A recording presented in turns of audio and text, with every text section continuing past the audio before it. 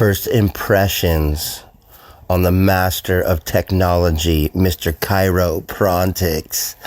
That's the name that Satva named him. That's how I first met Cairo Foster, was Satva naming him Cairo Foster. And then he showed me the footage of him. I think it's a nollie hard flip over the block at the spot. My first impression of him is actually going skating with him and taking him to China Banks and doing a 50-50 for him up on the top of the tops. I'm pretty sure it was on a danger hole with colored wheels. Satva, let me see the footing, dude. I know you got it somewhere. You stash all that shit. But the look in Cairo's eyes was he's got mad props for skateboarding. It didn't matter what you did. He's Mr. Tech Dog, but he respected that nar too. So shout out. Nice to hear you on the show, Mr. Cairo Foster.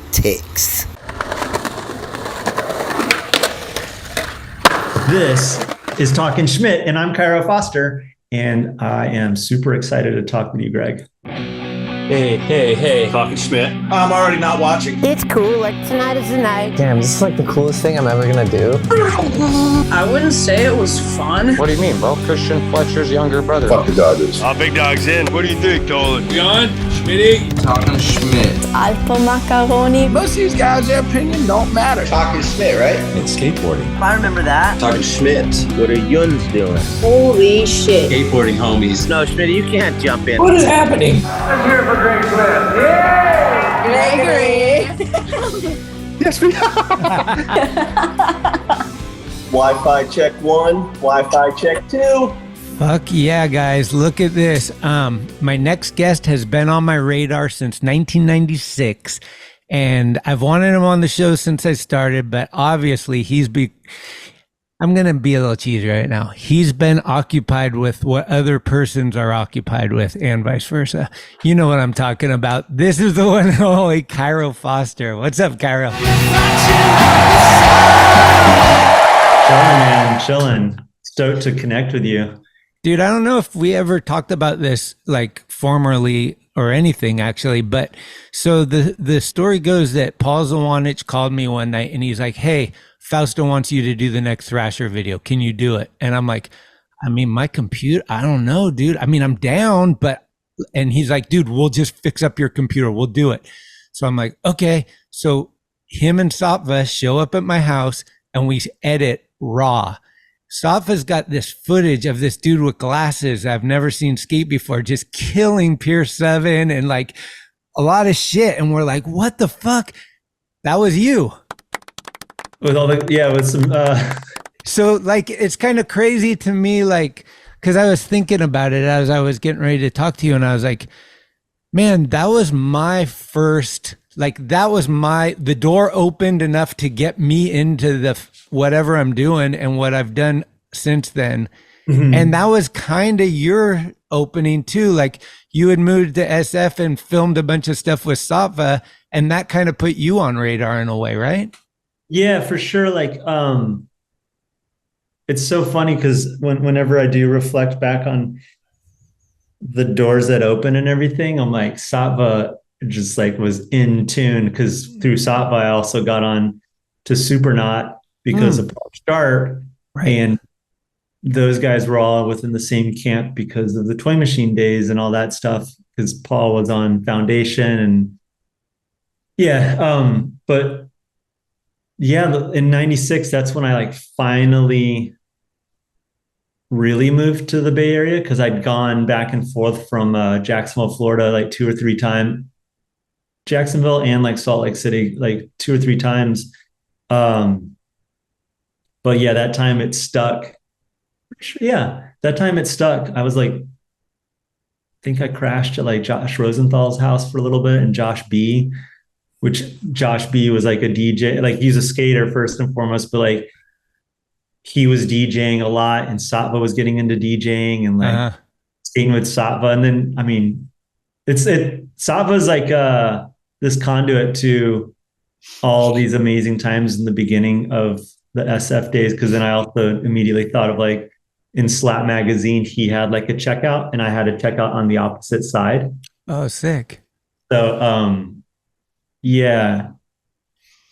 it was a good alignment. And yeah, I mean, some random Floridian dude with huge glasses and a bunch of thrift store clothing, like tight t-shirts up top with some baggy, like, where's your grandpa's pants? I mean, I think that was post the Goofy Boy pants era, but Yeah.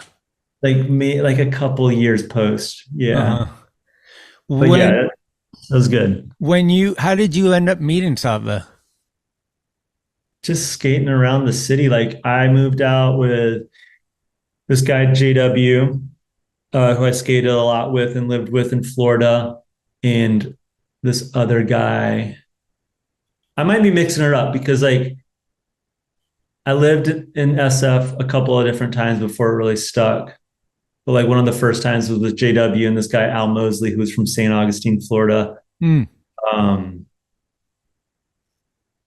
Yeah, that was like when we lived there. Before that, going to SF was like with this dude, Jeff Davis and Bear Hughes and Brian Childers. And that's when I like met Carl Watson.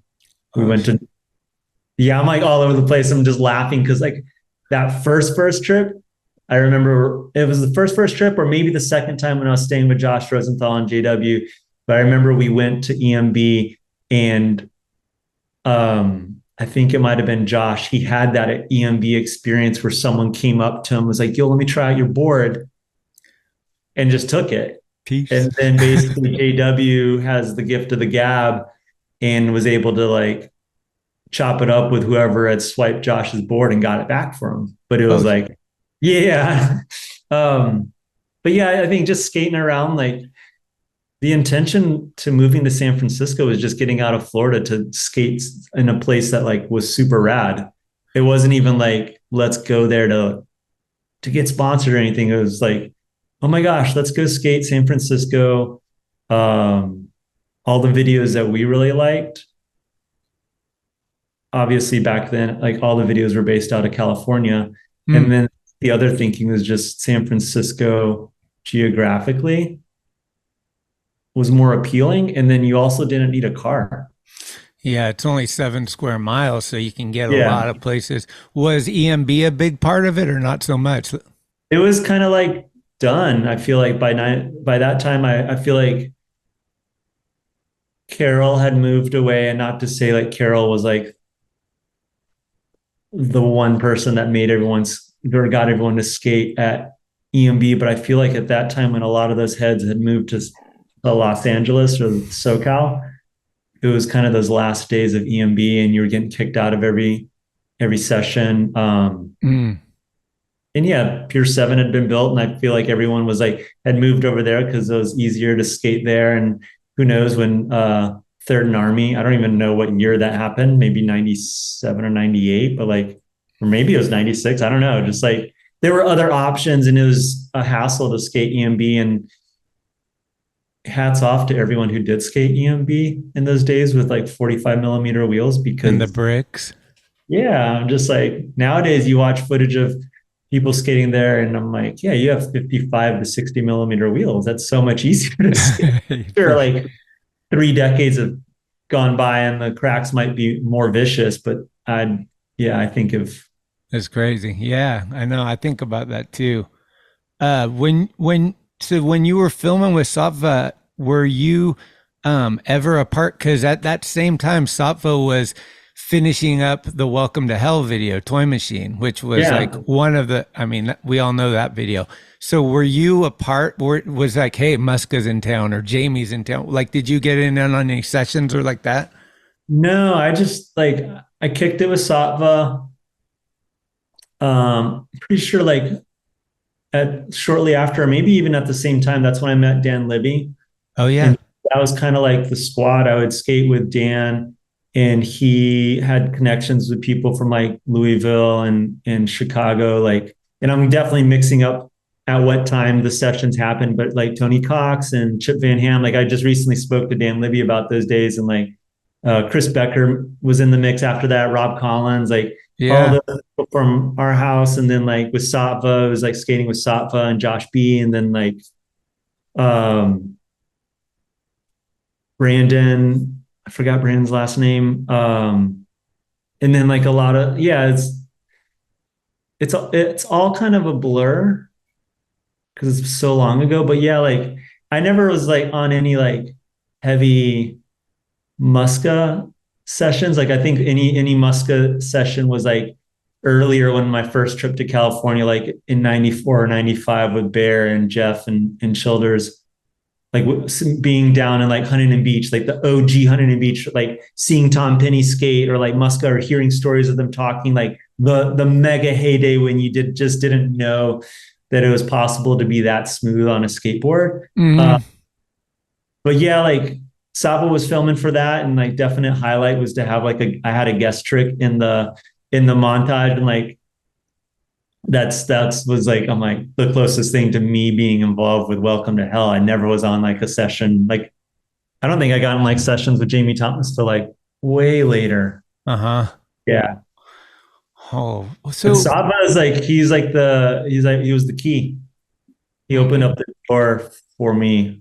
And he's just got this, you're aware of it, like being on the other side of the camera, and like there's an art form to pulling out whatever someone's capable of doing on any given day. And Satva is just so good at that. Like I've been to, when I was still working for NHS, going to Waller Street and seeing Satva, and I'm like, he still has that same personality, that energy, and like that smile and excitement. So like you're just like, yeah, let me just try it. Like Satva's gonna film it, and I always love that he's always filming. Like when he does film on his phone, films horizontally because he's like old school. I'm like, it's holding true to it. He's like, yeah, we're not gonna play it on a phone. That should be on YouTube.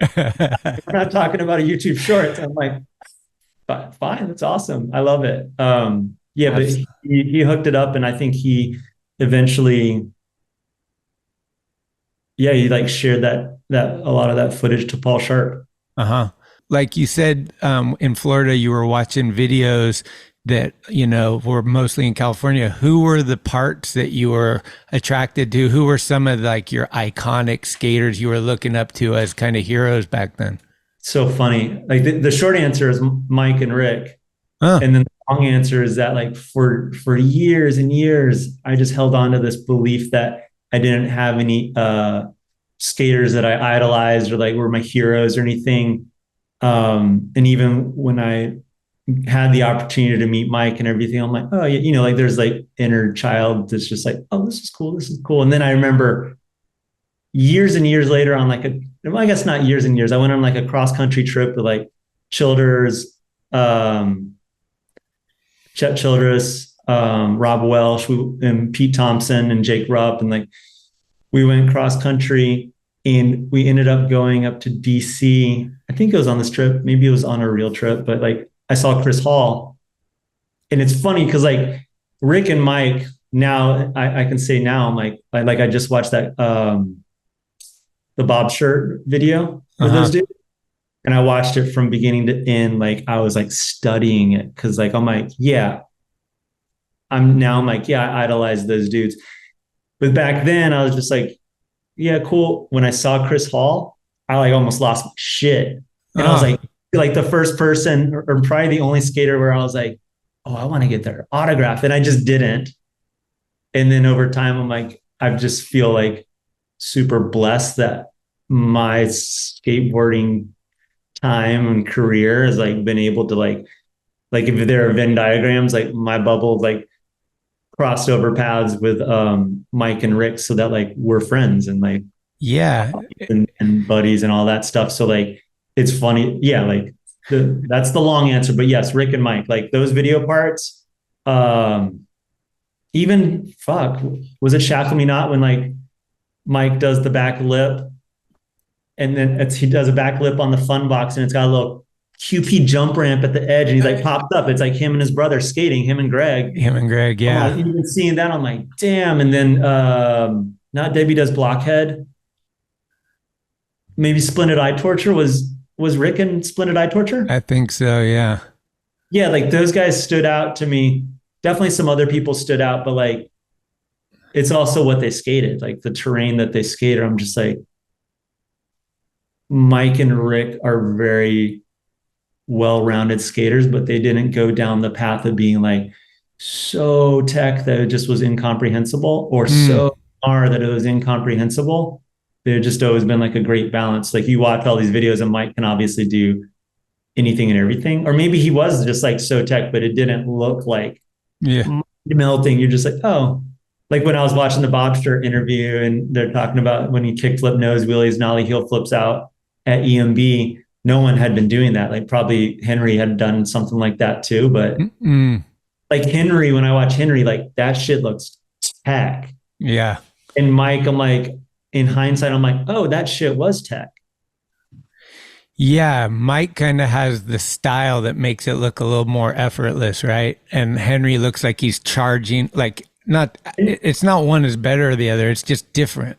Yeah, it's a different approach to it. And like Henry, I'm like, it's like a mad scientist, like all the stuff, like, like Tim and Henry's video. I'm like, you could tell like this dude is scheming, like he's got ideas. And then I felt like Mike was just like, I have an idea, maybe it'll work. And I think like all of Henry Sanchez's stuff, I'm like, oh, I can't even comprehend doing any of this stuff. Not to say that I was like, I could comprehend doing like what Mike's doing. Yeah. This is like a long-winded way of like, Mike and Rick were always the dudes that I looked up to. And Rick just added like almost like Gonz style, where it's just like makes everything seem fun. Like he's like having a good time. Like that's what always appealed to me, where the dude's like, I was talking to Mike York a couple weeks ago and I was like, just these guys are always smiling and making it look like, because I think I read like something you had said that a lot of people say, it's like kids are always asking me, how to go pro. And my answer is always like, dude, have fun first, like you got to have fun with this. Like, don't worry so much about being like that guy or whatever. Right. And so a guy that I grew up with was Phil Shao, and he kind of was the guy that helped open the doors for me. And I remember him coming back from skating with Gonz for the first time. And he was like, this is why he's the best. Everyone says he's the best, but this is why he's the best.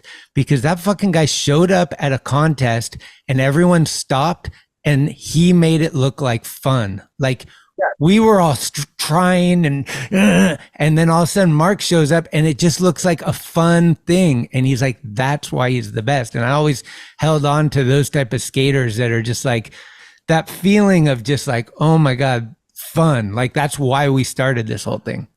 Absolutely. Yeah. It's that concept is so much easier to understand than like learning the building blocks to a certain trick.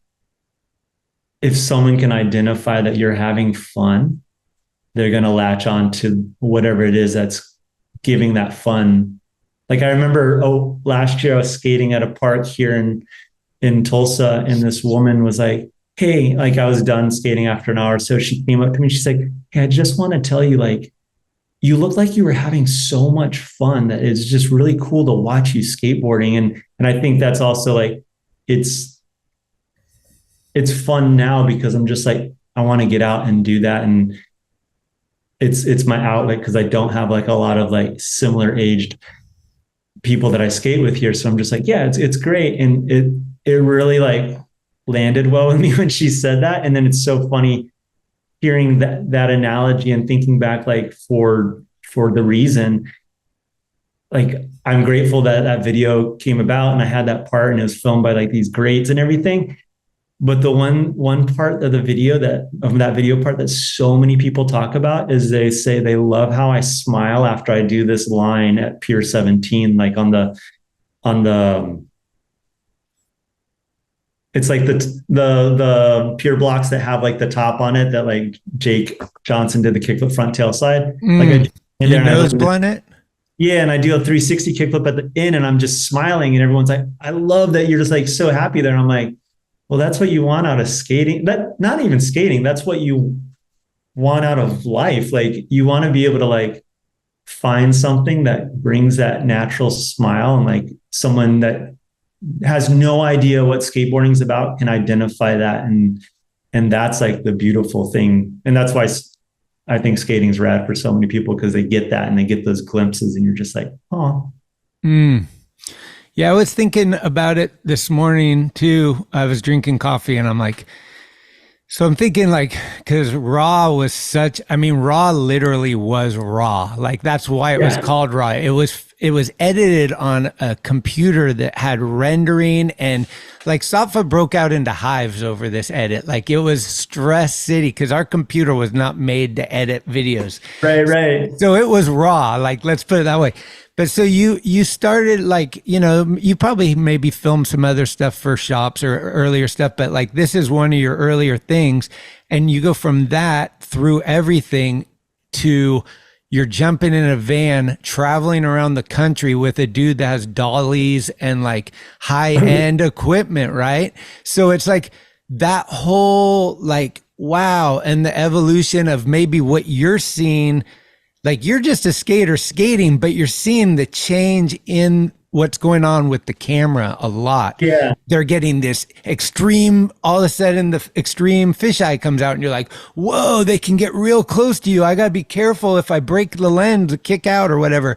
And then wait, this guy's setting up for an hour to shoot. Well, I need to skate. Like I can't wait for this guy. Like all that stuff that goes into skating a video. To filming a video. It's like, were you always just like stoked because it was like almost like learning? You're just like, it's evolving. You're like, whoa, this is new and different. So I'm in. Or was there some parts that you're like, this is not like, I can't do this? It would be the former. Like everything was just the evolution of what kind of equipment was used to capture it from like, I can't remember. I think Satva used a A1, like a Canon. Yeah, the Canon one, right? Yeah, and to go all the way to like the total other end of the spectrum with whatever Ty's using, like even using the bubble that goes on helicopters, like to see that. There was never a time where I was just like, oh wow, this is taking so long. I just want to get after. I'm like, oh, I'm having the opportunity to participate in kind of like the exploration of skateboarding documentation. Right. So, and Ty is like on the cutting edge and it's just being like, cool, I have a seat at the table of innovation. Right. And sure, there's people that really hold dearly to sticking to the classics. And I have no problem with that either. But I think I like encountered this when we did Pop War and like ran that program, like talking with Raymond, and he kind of refused to film unless it was filmed on a VX1. And I'm like, yeah, respect. I hear you on that. But there's so few people that had a VX1 at that time. And it was just more important for me on my personal journey and career to like be with someone who was excited to capture it and knew how to use the equipment that they're using. So like I always enjoyed filming with Jason Hernandez because he used a VX2 or a VX 2100 and like messed with the colors. So it looked really similar to like the VX1 that's just kind of like been this through line of like a standardized look and feel that you want for skating. But now like anytime Ty was sitting there and setting stuff up, I'm like, there definitely was that what you're saying, just like, oh, well, fuck, I better like come correct. Right. Is that more pressure then? Like it's almost like shooting film versus shooting digitally. Like, fuck, this guy doesn't want to do 3,000 sequences. He's wasting film, like that kind of thing. Yeah, I think there was less. I think the most pressure in like documentation of like my skating is probably sequences on film. Like even with 16 millimeter video, like I'm just like, I wasn't too stressed. I think when I filmed, I think the video is Duck Cinema with Daryl Grogan. That was a little different because I think the budget was way more limited than maybe doing something with Transworld. And the budget might have been like limited at Transworld too, but you have this perception growing up that like, oh, well, it's Transworld. They've got money to pay for like the Bolex and the 16 mil. And like, you're just going to put her on so-and-so, like Chris Ortiz has like an account here, just drop it on there. They'll develop it. Like that was those things. But yeah, like all those horror stories, or like not horror stories, but just like those tales of Danny Way. Like I think the 50 rolls of film to do the tray flip 5.0 on vert. That was the biggest pressure. Right. But it would be kind of rad if like the VX1s held so strong. It would be so rad if like there were, and print is not dead, but it's like way more limited. It would be rad if there was like a contingency in skating that's just like, no, we're shooting film only, and sequences are never going to be video grabs. Man, and that just, in my mind, I'm going on all these tangents, probably half excited to talk to you and half excited to talk about skating, but I'm like, Big Brother was on this cutting edge when they're like, fuck film sequences, we're going to do video grabs. And then now fast forward to nowadays, and you're just like, the quality of video cameras make it so well that you could feasibly get away with just like having a video camera only and pulling grabs out and being like, yep, I did like a little post and it looks great for a photo too. Yeah, especially Every small. photographer just cringed when I said that. Yeah. Just, fuck, Cairo, what the fuck? You're not like, Joe Brook just grabbed for his heart. Oh, yeah. And I'm like, it just, and I don't know, like talking about Ty, I'm like, I feel really like fortunate that I've been able to like work on projects with him, which is funny, like thinking like I feel the same level of excitement and gratitude towards like Dan Wolf. And I'm like, Dan Wolf was like OG, where it's like, not to say that Dan Wolf's like only filming on a VX1, but I feel like he's like that guard, while like Ty is like, no, what is there 80K? We're filming on 80K. Yeah, just pushing. It's gonna play in the Vegas sphere after U2 is done. Like this quality's so good that we're gonna see Tiago switchback tail the entire Vegas sphere. Yeah. And there's a place for that. Like it's like, I think there's a place for all that video content, especially because YouTube and all the other platforms can host it. So get in where you fit in, and that goes with like your approach to skating and what you choose to watch and what obstacles you choose to skate. Oh yeah. Oh, see. Oh yeah. It gets deep. Oh, see. For your video parts in general, were you kind of hands off, like these are the pros, let them do it? Or were you in there going like, I don't like this, I don't like that? Did you have a pick on the songs, or were the songs kind of put in there for you? Like how did the process go for that?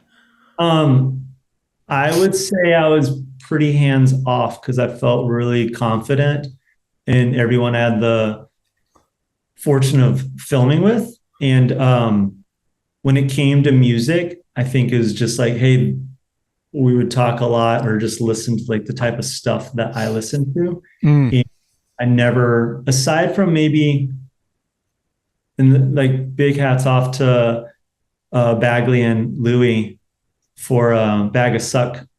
Not Bag of Suck, but Oververt. Oververt. Skate with Skate to Guided by Voices. That's like the only song that I like truly was like, I want to skate to this song. And maybe like with The Reason and some other stuff, it was like, hey, here's like a list of songs. And maybe like Reel to Reel. I don't even think like I was never like, you hear these stories of just like skaters that are like, I need to skate to this song. And I'm like, well, I don't have a vision for like how Rob Welsh is going to skate in Fully Flared. I don't have a vision for like Beeble, but Ty has a vision for this entire package. And right. It may, well, it is actually this. It's going to be right for his vision, and it's going to be wrong for other people's visions. But at the end of the day, he's the person in charge, or like John Holland's the person in charge, or you're the person in charge. It's like, if I have faith as a skater in like who I'm working on the project with, like, why am I in there micromanaging their life? Like, I do think that people have had great success doing that. I think Jamie Thomas is probably like really involved from beginning to end and has created like a massive legacy. But that was never my desire. I wanted to just be like, get in the van and skate, and honestly travel the entire world to go skate like the same 4 block that I could skate in Oakland. and just like have the experiences. And then you're just like, cool, Anthony Clairville knows how to fucking get this. Right. And you're going to have a fucking dope time. And sure, Anthony films different than Jason Hernandez or Kyle Camarillo, but like at no time was I like, yo, can I see that footage? And I've watched it. Like when I did Pop War, I watched it with Adam Crew, and like, he has a great vision, but I'm like, I can't get caught up in the minutia of like what you did. And like, definitely during Fully Flared, I had to refilm stuff because Ty was like, no, it's not where I wanted. And I know that was a challenge for some people, and I get it, because it's like, you don't want to get broke off. You don't want to do something that's like an NBD again. Yeah. But yeah, I don't know. I just feel lucky that I got to film with people that I was like, they know how to do it. Yeah. I mean, when you're dealing with those kind of people, that caliber, you're just, I mean, what they've already done and what you know they can do goes a long way. It's not like you just met some guy that said he films. You're like, this is Ty Evans, this is Dan Wolf. Like, they've got a pretty good reputation. So it's like, let them do their thing, I'll do my thing, and together. What was some of the time that you would see it for the first time, like at a premiere? Would you like ever like see your part for the first time with people, or did you always see it like before it went to premiere? Yeah, probably a mix. Like, I don't remember seeing my reel-to-reel part before it came out. And honestly, I don't remember seeing it when we were was it Slim's? Was it Slim's? Yeah, I think so. I don't remember seeing it there too, because Mickey had to save my ass from getting beat up by the bouncers. That's how drunk I got. Yes. Fully Flared, I hadn't seen it until the premiere at UCLA, and that was fucking amazing. Oh, wow. I think Oververt I saw. I definitely didn't see The Reason beforehand. Oh, okay. Rad. I just have like a different relationship with it. I'm like, and kind of to like beat a dead horse even more. Like, you're saying like, I got to film with these certain people. There's even like, to me, there's a place for someone that's still learning how to film. Like, and I'm like, there's so many rad videos that come out every single day in this time. And there's a place for that video that looks like you're in high school and you're still editing from VCR to VCR, and you've got like some fucking chicken scratch artwork on there. There's a time and a place for that. And so I'm like, if someone's filming like that, like, let's do it for that. Like, but like, don't try to like marry poor filming skills with like high-end editing or vice versa. Like, it just doesn't, just keep the common thread together. So like, if someone's like, yo, I'm starting this new video and I've never really filmed before, I'm like, cool, like, you edit it still, so it's going to be all for vibe. sure. I mean, I think that was like a big challenge with like 411 is like a lot of people's parts like were filmed by like 40 people, so it was a little like, sometimes you'd be like, there's no like common thread here. Mm-hmm. Let's talk a little bit about the skate house. Seth Cheeks in the closet, Pete Thompson. Who was the roll call? There was a lot of people. There's two stories, right? There were a couple skate houses, but the one you're talking about is on South Van Ness, 16th South Van Ness, and originally, Elias, maybe. Yeah, so like on our floor, it was Elias Bingham, Simon Bingham, Mike Fortney, Vic Blue, that was from North Carolina, and Meredith Bogursky. They lived up front. Chris, who did art for Deluxe for like 20 years. Derek Snodgrass, Zach, like that was all the top floor. And the majority of those people were all NC heads, because my understanding is like the 3 stories used to be the bottom, or one of the stories was all these people from North Carolina that like kind of skated, didn't skate, but like all came from North Carolina. The place burnt down, got rebuilt, and Cricket and those guys on the first floor from North Carolina gave heads up. And Vic, who I think went to school with some of those people, was moving in. Meredith was dating Vic. Meredith knew Pete Thompson. And like, so it's just like this huge like network. And so we ended up moving on the top floor, and then the second floor became vacant or available. And Pete Thompson moved in there with Justin Strubing, Seth Cheeks from the back. Like, I built like his loft out for him. Yeah. We had so many people that came through there. So many wild stories, like people living on our porch, people breaking into our house because like we were the third floor walk up, and you just buzz people in and kind of like, because it was a skate house, you're not going to sit there and wait to see who's going up 41 stairs. You just like buzz and go do your shit. And like one time, this hood ass dude, fucking big ass dude came in. I like look out. We were like on the balcony. I think maybe me and Derek. We look into the kitchen. I'm like, yo, what the fuck's that? Who's that dude? He's like going through our shelving and shit. Spoons and stuff. And I was like, open the door. I was like, yo, what the fuck? Basically, I had to chase the dude out. He like gets to like the landing that goes down to the front door. And then he like flipped the switch. He's like, yo, why are you guys yelling at me? I'm like, because you're in our house. Like we ended up having to beat the dude down. And he's like, I'm going to call the cops on you. I'm like, what are you talking about? You broke into our house. I mean, he didn't break in because we let him in. Right.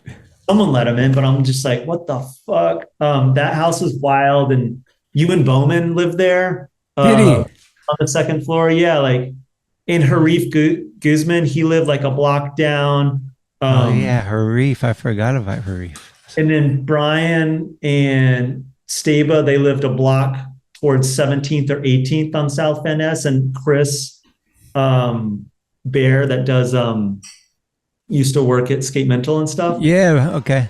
I mean, so many people live there, and then like it's in the melting pot, like 16th and Mission. You're right by Delirium and Kilowatt and all the bars. You see like the rad stuff and the bad stuff. Like that documentary Black Tar Heroin came out, and you like saw people that were in there who had HIV, and you're like, oh, they shouldn't still be like on the streets doing what they're doing.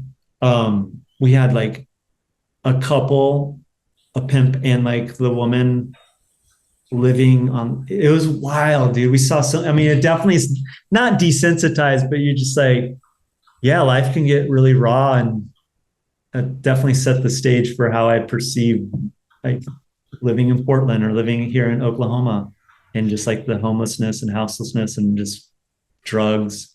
Right. We saw skaters that like iconic skaters that I grew up on. I'm like, oh, they're having a bad one right now. It's a bad week. Like I don't want to stay on the streets.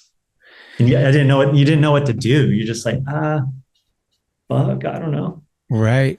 No, I know. And it like that seemed crazy, and then now seems like it's so much crazier. Like then didn't seem that bad compared to now, as far as like, especially drug use. Like I was like, cause we're building a little skate park on Market. I don't know if you know about this. No. Dude, insane. So the city right by the fountains, like between 7th and 8th, like, dude, fucking ground zero. Wow. You guys like, wow. Okay. And it's going to be like a skate plaza, like not a skate park. Like they're building we just built a volcano yesterday. I'll send you some photos, but like there's some stuff in there. So anyway, I get down there at like 6:30 in the morning to meet the dudes, probably like 3 or 4 times a week before the sun's up. Cause I'm filming the whole thing, and this is so cliche, and I get mad at myself sometimes hearing myself say it, but there's no other way to describe it. It's The Walking Dead.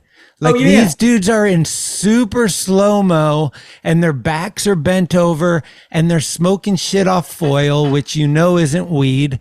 And it's just crazy. And I'm like, how can I just walk into this neighborhood and just point out all this stuff?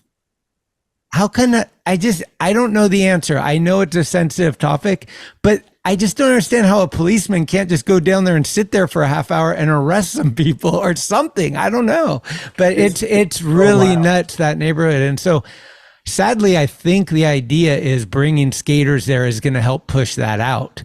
We'll take whatever we can get, but yeah, so it's going to be interesting. You know, the obstacle at Silas's Park that's kind of like a long triangle that has like a bank up and then the curve down. So there's going to be one of those. Is Austin building some of this? Yeah, he's building the whole thing. Hey. Yeah, so there's a 55-foot long curb that we just put in, a volcano, and then like a 60-foot long, almost like China bank thing with marble ledges from Waller that are going to be placed in there. Yeah, it's going to be cool, dude. What obstacle is going to get defecated on first? Well, I think because I think China Banks is going to be like fucking mud smeared. That's going to be everyone's pillow. I think that's going to be, because it's like if you're driving down Market, you look to the right and there's this wall, and on the other side of the wall is the China Bank thing. So that's where they're all going to be laying across smoking their shit, I bet. But what they're hoping for is enough skating and loudness and all that. Maybe but whatever happens with that, I feel like it just goes 2 blocks further, wherever. It's like, you're not getting rid of them, you're just moving them, right? But this is going to be super cool. I think, like I said, I'll send you photos. It's probably going to be done in like 2 weeks. Wow. Okay. Yeah. So I like for, when Tyshawn got Skater of the Year, still working at Adidas, I went there and I stayed at the Yotel that's right on 6th and Market. Yeah. And I was like looking at pictures of like the Yotel, that sounds cool. Like whatever. And I remember getting there during midday and it wasn't too wild. And then went to the party and came back at like 11 or 12, like didn't even like drink or anything. And I was like, cool, seen it. I'm out. And it was totally like The Walking Dead. And then I go back, I wake up super early in the mornings and I'm like, it's mind-boggling to see that volume of humans fucked up on drugs, and because like you see, like when you see someone in the Mission back in the day, or like I was in Denver a couple of weeks ago and saw someone smoking crack or meth or whatever, and you see the slow motion, if it's only like 1 or 2 people, you're like, well, that's wild. But if you see those actions with hundreds of people, it's like a movie set. It's so wild. Like that part, like City Hall is like, yo, it is the epicenter. Can't skate here, but now I'm like, cool, and you can skate here. Go for it. The city's hope is like, well, Twitter's out of here, or like whomever, everyone that was like trying to populate that, because that was, I feel like a decade or 15 years ago, that was the strategy. Bring in .com to right here because they're going to push people out. Like no one wants to like say it, but that was the ambition. I'm just like, it's kind of like a really unsolvable dilemma. Yeah, that's the thing. And like a lot of people, like my mom, for example, you watch the news, you don't live around here, and it just looks so bad. And it is kind of bad, but it looks way worse than it is. And she's like, aren't you scared? And the other day I was talking to her about it, and she's like, are you scared? Are you like, is it safe? Da, da, da. And I was like, Mom, it's really just sad. Like these guys can't catch me. Like they can't move very fast. They're not like threatening me. It's just sad what they're becoming. And then hearing about all these people that are dying because fentanyl is in these drugs that they don't even know.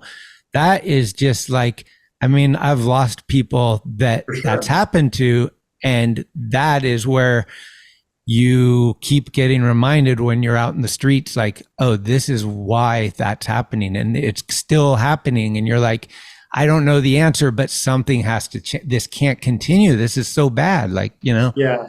So it's been a real trip, especially coming off of the pandemic where you were kind of secluded already. And then you come out to the Wild West and you're like, wait, what happened? Yeah. Yeah. It's not an irony, but like, in a way it's ironic that like, that's ground zero for that high concentration of drug use. And skateboarding will thrive within the chaos. Kind of like in any city, you're just like, yeah, we built this DIY on like a really sketchy part of town, or we did this. And it's just like, that is visually for like the tourist that comes to San Francisco, if they see that area, they're like, oh my gosh. Well, like there's this opportunity for skateboarding to build a plaza there. And the city's like, yeah, go ahead. Like we'll look the other way on that, on an action like that cities typically are like, you can't skateboard here.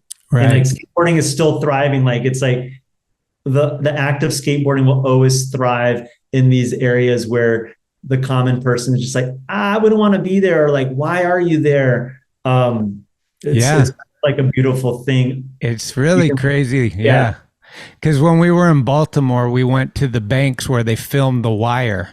Yeah, we skated there. And I'm just like, we're not in a safe zone, are we? That spot's like the mix. Yeah. Had a great so that kind of like, stuff, like Thrasher's in Hunters Point, it's the sketchiest zone of SF, but that's where the mag is. So yeah, you're right about that. Yeah. Were you pro on Supernaut or not till Mad Circle? No, I wasn't pro on Supernaut. So your first board was Mad Circle, right? Yeah, first pro board was Mad Circle. Like I was gonna turn pro at Supernaut, and then, like it's been so long. In hindsight, I was just like, I wasn't clear on what my understanding of our agreements were. Oh, okay. And the agreements weren't with like Ballard and Ted and Paul Sharp. It was more with our backer, who was also our manufacturer. So like things were just a little unclear, and like I thought I was going to turn pro and like this was what's going to happen at this time. And then because those things didn't really pan out, instead of me talking through it like I would nowadays, I was just, and I probably already had these inklings like I wasn't going to, like I wanted to leave anyway. I've been so like, I wasn't rash about it, but I was just like, let's not do my board then. Like I'm just going to jump ship.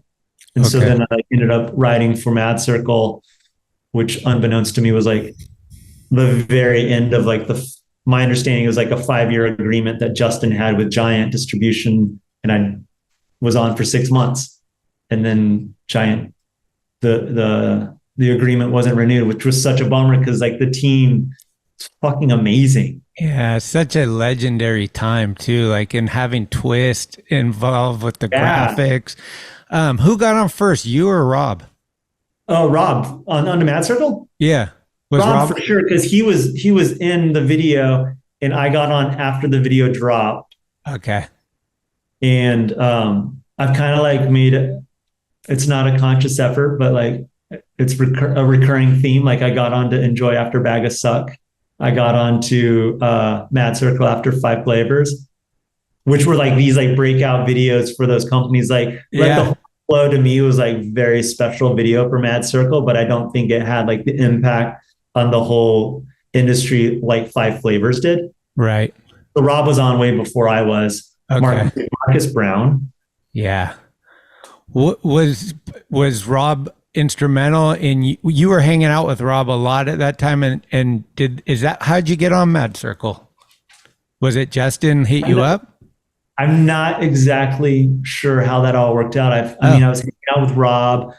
I'd see Justin a few times. Jesse McMillan was doing all the graphics. Okay. Hanging out with Marcus. Synergy. No, I don't know. I kind of don't remember exactly how that came about. Blayback. I feel like Blayback shot like my Golden State Warrior, or not Warriors, but Golden State Wheels ad. That's what I forgot about. Like, cause I was talking to Gerard like a month or 2 back, and he mentioned Blayback, and I was like, Blayback's always been one of my favorite photographers. Like he's really got his style, and it's just like, even his portraits are just so sick. Right. And I was like, my mouth dropped. I was like, I forgot he was with that. And like, I always tell him, I'm like, dude, you know what I love about you besides everything is you're always wearing an SF hat. And then he told me like his connection to SF and stuff. And I had totally forgot about Mad Circle. So they had the fucking dream team. Like Jesse McMillan, such an amazing skater and such an amazing artist. Like he's the dude that unlocked that rail that like Miles Silvas just had the front crook on. Like he board slid top of Mason. He skated it. Yeah. Jesse McMillan board slid that way back in the day. Brain fart, but I feel like Jesse McMillan rode for fun, right? I don't know. Maybe. I'm not sure, but like, yeah, like I think just like who I was hanging out with, that's how I got onto Mad Circle. And it might have been like Carl might have helped out on that, because Carl is one of the first people in San Francisco that I met when we did my first trip for a couple of weeks out to San Francisco. Like Carl asked me like if I wanted to get profile decks. And I was like, no, I'm on this company based out of Jacksonville, Florida called Rec. And buddy Jeff does it. And then it's so amazing because like our industry, as our all industries in bubbles that everyone lives in, it's so small because like to end up being at Adidas all those years and Carl at Adidas working, and I'm just like, it's just this full circle. And like ideally we try to like take care of our community and like just support one another. So I'm just like, it's wild. Like whenever I do reminisce that like these people and these relationships were created as a teenager. And it's like our security blanket where we're like, well, this is the space I want to be in. And I can't even imagine like reinvesting a similar amount of time, like in another space that is like no skateboarders have gone to, you know, like surfing, lots of skaters are there, biking, lots of skaters are there, snowboarding, it's like skateboarding. But to do something like, I'm going to go into the IT gaming world, like to make a crazy stereotype or something, but to like build those same relationships in that world. I'm like, what? Like I don't even know. I mean, maybe there's tons of skaters there too. That's like Justin Gerard.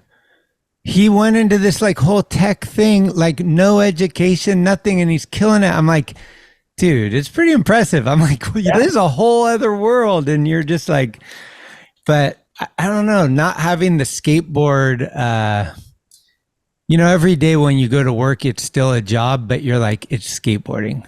And there's like a passion that runs through you that you're like, I can overlook this and that because I still got this. And like, I'm fortunate to be the age that I'm at and still attached to it and all these things. Like there's so many pluses, but when you have a job like that, you're like, I just feel like there'd be so many easy triggers to say peace. You know what I mean? Yeah. I'm like not like at extreme crossroads by any means, but like I'm kind of like milling that about in my head because I just started last week was like finishing up 4 weeks at my new job. And I work for Crocs, and it's like Crocs doesn't have a skateboarding program. There's no intention to be in skateboarding. And I'm like, oh, whoa, like I work in footwear and it's awesome. I work with some friends that I know from Adidas skateboarding, and a lot of the people that I work with are really amazing people, but I'm just like, oh, this is like a new adventure, like being at a large organization that has no connection to skateboarding. Right. But, yeah. But are you still working from home, or are you in the field, or like what's your job? No, so it's like a marketing role. Okay. And beginning of next year, I will be, Trisha and I will be Colorado natives or Colorado residents. Yeah. Man, you move around. Oh yeah, we move around so much. It's super wild. Like Portland is probably the longest I've lived anywhere. Like Trisha has friends that she remembers from like 2 or 3 years of age on the East Coast, and she's lived in a couple of places for a really long time until she met me. But yeah, she's moved around a bunch too. She's moved around a bunch now that we're together. Like we've been together for 13 years, over 13, and like, yeah, it's just in my DNA. I'm like, oh, time to move to somewhere new. Like, I mean, this adventure in Tulsa, Oklahoma was probably her initiating it, but it's been fun. And we're like, it's just cool to have like these new experiences. That's cool. Yeah, I'm gonna go to Colorado, and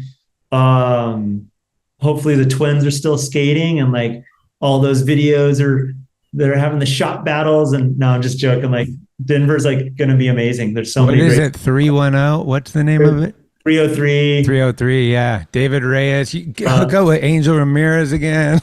Yeah, dude. Sick. Yeah. Dude, Denver's sick. The only thing that I don't like about Denver is the first day I'm always nauseous. Like I don't acclimate to the elevation well. Yeah. But I love that city. It's dope. Yeah. So it'll be a cool new adventure. We'll be back in the mountains because like when I met Trisha, she was living in Colorado. So now we're back out there. I think your future is bright. Blood Wizard. Blood Wizard. Blood Wizard. Blood Wizard.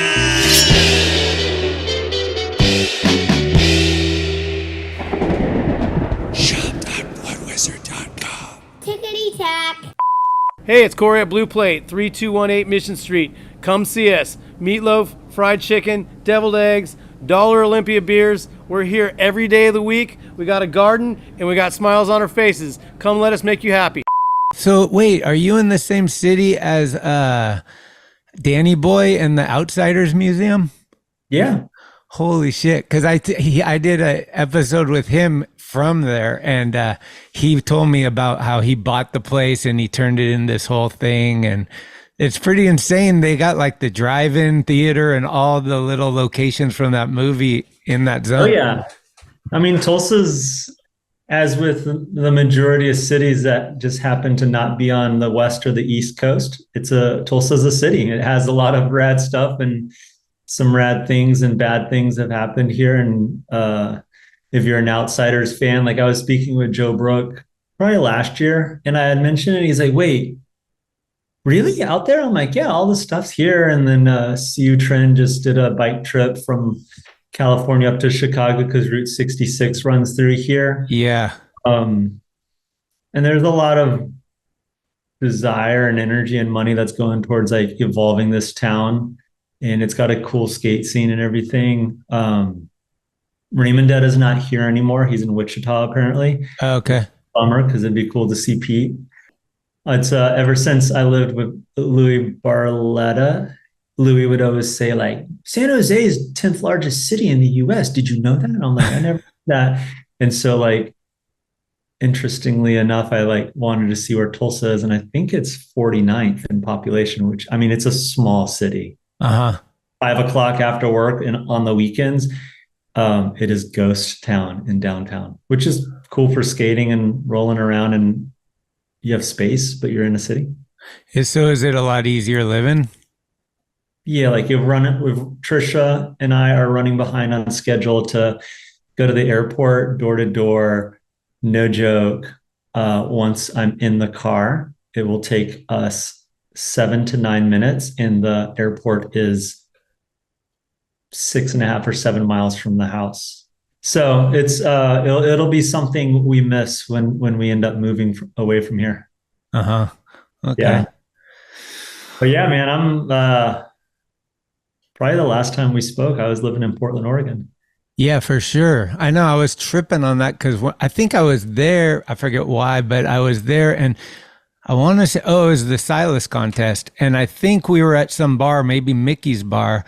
And I saw you, John Tripp, Dan Wolf, like a bunch of dudes. I was like, what the fuck? Portland is San Francisco 98. Like, it's like, yeah. Through the 90s and early 2000s, skaters go to retire and just get rusty because it rains half the year and water and metal don't mix. Yeah. Did you like it up there, or was the weather just too much? Well, I liked it up there. Trisha and I have a lot of really great friends. And I think as, we get older, friendship is like one of the things that don't fall to the wayside. Like it becomes, if anything, more valuable. Mm-hmm. I have a lot of like great friends that are also still like, despite working in other things, like they still have a similar relationship to skateboarding that we've always had. Mm-hmm. So I definitely miss that. And it's cool just to wrap out with like, not necessarily like-minded, but maybe like aged or like similar generational ilk of people. So like Silas is definitely much younger when it comes to like his birth date, but I think mentally he's in the same boat as for sure. Kel, myself, and Joey Pepper, and the squad's solid. There's people there that I don't skate with. It's a skate town, so I don't miss the weather, but like there's indoor skate parks there, so that's always good. And if the passion's there, you're going to figure out how to skate no matter what. Mm-hmm. Which is something I learned here in Tulsa, because like it's really flipping hot during the summer, and it's not like that bad during winter. I mean, it gets in the 20s, but it's cool. Has there been is there tornadoes there? Yeah, for sure. Like we've lived here for a little over 2 years with a little bit of a hiatus in that time, but we were here. I've been here for all the 4 tornadoes that have ripped through, like in the near area, and only one of them actually like hit our house, and like it was less of a tornado, but what do they call it, like a straight line wind or a straight line front, and it was like 100+ mile per hour winds and knocked down and hundreds of or thousands of trees. Basically, like it knocked the electricity out for a week for over 300,000 houses. So, and then it was like a heat wave right after it. It was pretty amazing. Trisha was actually in Portland, and I remember the next day when I finally got cell service, I was like, hey, maybe extend your ticket for another week and don't come back to Tulsa because we don't have any utilities.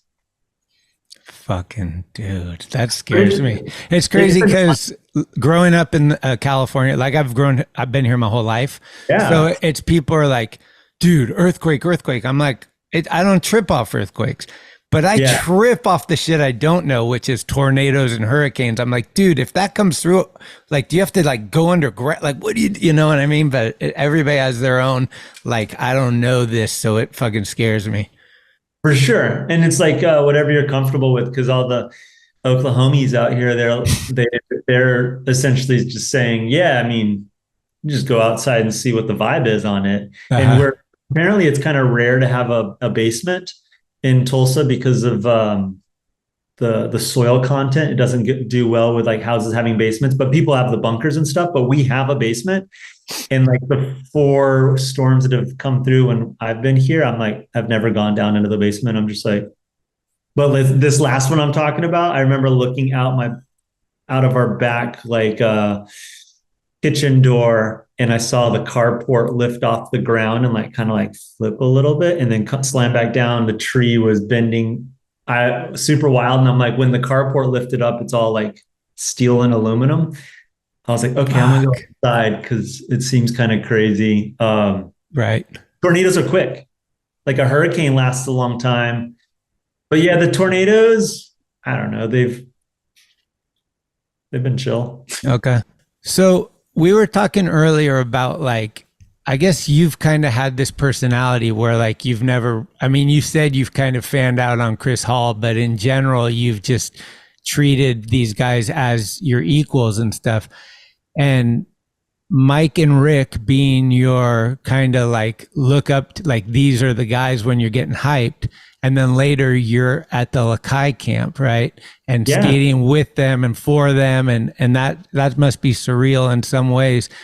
But for me, if I get to go into Cairo's body and be Cairo for his career, rooming with Mark Gonzalez and skating for real is my highlight for sure. Like that, like the blow up in the Lakai video might be the most talked about, but Mark Gonzalez and like on trips with that guy, like I've only got to do it once. So I wonder, like, do you have like some things that stand out or like some epic moments? Cause Mark's such like you can spend like 1 hour with that guy and have stories for your friends because he just is that impressionable on you. Yeah, it was during filming for Reel to Reel, and he was my roommate, and he had brought all these books from the library, which in hindsight is so funny because now Trisha and I like use the library all the time. Like we're like huge supporters of the public library. Mm-hmm. I hadn't been around any skateboarder who was bringing, I don't know, 15, 20 books from the library. And they're all books about like sculptures around the world and artifacts.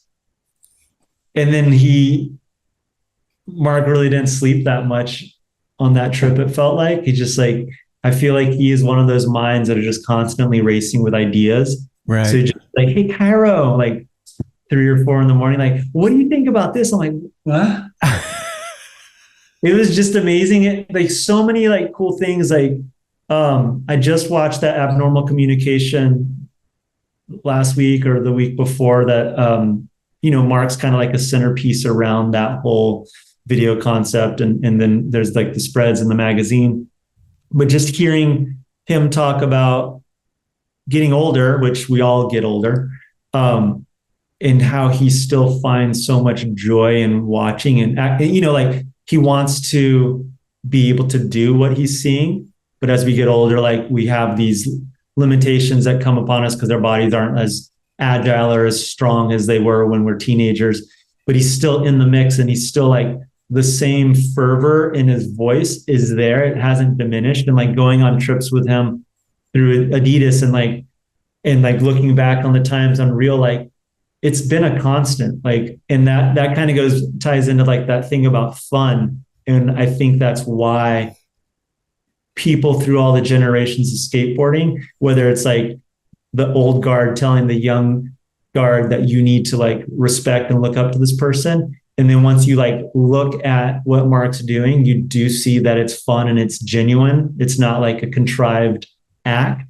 That's like, and it's like from a place of innocence and appreciation. So that's like from that time on the Reel to Reel trip, and then linking it all, and then like looking at the footage when Reel to Reel came out, like when he's like joking around, like squatting when he tries to do the hippie jump, the ollie up hippie jump that he did land, but not on film. Yeah. We talked about many times, but like, it's like a constant. And so I think it's just like looking back on, like, really feel fortunate that I was able to have like front row seats, like being his roommate, and then seeing that, and then being around everyone who appreciates Mark, and that we have someone like that. Cause like I do say on the other end of things, like if there weren't Mark Gonzalez, there would be someone else that would have come up, named something different, like that could have filled that space, or like a Guy Mariano or a Christian Hosoi. But those are our people, our muses that like have those names and that we look up to. So like, I'm so grateful to like have had that time with Mark, and like, it's so rad to see Mark skating and still shit that like is like something you have to like learn. It's like doing nose blunt slides on that board that he rides. I'm like, whoa, I can't even imagine doing that in my 50s, much less doing that on that board. Yeah. So like it's super amazing, and then it's inspirational because him and like people like Tony Hawk or Tony Alva, like it's so rad that like they're the people that are like, hey, this is what is possible. Like if your drive and your desire and your appreciation for what you get out of it remains, you can just keep rolling around. And that's like for story time with like Mark, I remember he kind of like was kind of being witty to like this cop that was kicking us out. Like in Reel to Reel, he like skates the 3 handrails in a row, and this cop bust us, and he wasn't being like a dick, like how like we typically are as skateboarders to the authority. He was more just like, how far can I get away with this? Like, just like trying to be funny, and it didn't come across like he was trying to be funny for our enjoyment. Dude wasn't having it no matter what. It was just amazing to watch that whole interaction. I was like, ooh, yeah, this cop is not having it at all. But yeah, that trip was really amazing. I'm bummed that I like got hurt and ended up having to leave early on it. But I was able to see him when he does. I know the amazing thing is like he comes around the corner and ollies it, the brick wall that's like head high. Yeah. The more amazing thing is how he jumps back across. Everyone's like, he leaves one leg, you should land on the other leg, but he switches in midair to land back on. I'm like, it's so wild. And that's like, there's this like tie in, like you talked about Rick Howard and how fun he is. And like you have Spike. And I think that's why we've seen those guys all gravitate towards each other in footage and projects, because they all share this similar desire for fun. And yeah, that's a good point. Yeah, seriousness, like life doesn't need to be serious at all, because we're all gonna. That commercial where I'm pretty sure Spike made it, but he's on a skateboard, and I think with a TV, and he's going down. Or no, he's on a chair with wheels, and he's going down a hill in the city, and just like those crazy little skits that they would make back at that era were just so sick. And I remember holding on. I was telling somebody this recently. I was like, when I was a kid, I would get mad if there wasn't one picture of Mark in the mag. Like the new mag would come out, we'd race and be like, oh, Mark's not in it. And then if Mark was in it, it'd be like, yeah. And then if there was another one, it would be like, dude, like he was our guy always, like, and so it's just been cool to like, for me, I am a fan. Like I do get a little nervous when he's around, and I do get a little different and be like, I know who this person is. And I'm like, whoa, like I'm not worthy kind of vibe, you know, like the McCarthy moment. Like, remember when that was so cool, you know? Yeah. But yeah, it's just, I mean, I feel like Mark should have some person that he's comfortable with do like a full documentary on every, you know what I mean? Like it shouldn't be like a retrospect after he's gone. Someone should be working with him now to make this thing, because I don't know how you feel, but like Spiegel? What's that? Talk to Spiegel to Spike? I mean, he'd be the one, right? But I think that like it might get harder and harder as skateboarding is just getting so fucking bonkers to explain how significant and different and great this person was at a time where skateboarding was so less popular, and like the impact that he had.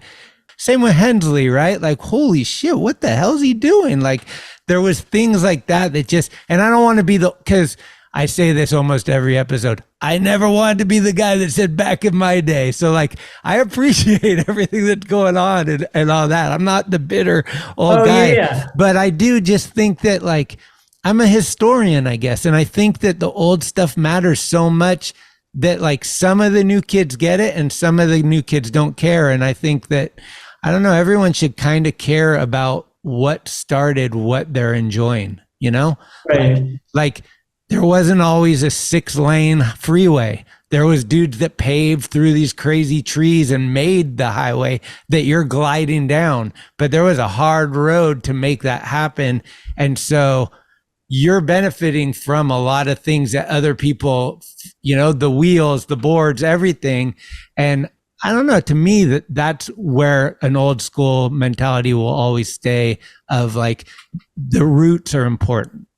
Yeah, I think the roots are super important. And it's like, you know, I don't watch basketball at all, but like, it's like the Jordan versus LeBron conversation. Right. And I think to do something on that level in regards to Mark and like the people that open up the doors to what is possible, it's less about like making like a data or stats driven conversation and more like embodiment of like the energy. Because there are things that like fun, like Mark's approach. And that's why I'm like, I don't think he was like mouthing back to the cop to like make us laugh. I think he just was like, I don't know, like, let's see. And like that comes across to anybody. It's not just like it comes across to like the Nigel lovers. It comes across to someone who like watches ballet, like, and knows nothing about skateboarding. And like, that's what you capture. And I think like some of the skits that like Spike's done in the past for like Girl and Chocolate and that whole camp, it's more about like less about the tricks and more about like the happiness and excitement that you get out of it. And like when Mark in Video Days is falling and acting silly, but he's also doing groundbreaking tricks. Like it, you know, like the whole viewership is going to be able to understand the fun part. Mm-hmm. And then a really small part's going to understand like how technical that trick was and how that trick opened up the door for Nyjah or Chris Cole to do this trick. Right. Exactly. Like if you're only speaking to like, you know how like Mark does like the 180 to switch feeble grind, and like Chris Cole does that like 20 years later on a bump to bar for a DC ad, but Mark did that in Video Days in a parking garage. So you could talk about that and like be like, hey, Mark is like, he set the stage for that, but it'd be like such a niche that's paying attention to that. But if you're like, oh, the reason I got into skating and we like wanted to be in the streets is because we saw this dude doing fun shit. And then like Ed Templeton was out there and like, he spoke to us because he did that. And it's like less about the tricks per se. Mm-hmm. That's just me, but like, that's what's beautiful about Mark. And like throughout all the decades, it's still fun for him. And like, when you watch it, and it's not hard for like a young head to comprehend why all these old heads are like, yo, Mark Gonzalez. And like, you go kick it with them and you're just like, this dude's wild. He's fun. Right. Exactly. That's like the beautiful thing. It's always been fun for him. Mm-hmm. Well, what is it easy or hard for you to point out to the pinnacle moment for you? Like, getting your first shoe, getting a first cover, getting your first board, going on a trip with a rad dude? Like, is there a moment that you look at as like, this was kind of like up there for me? Probably the reason.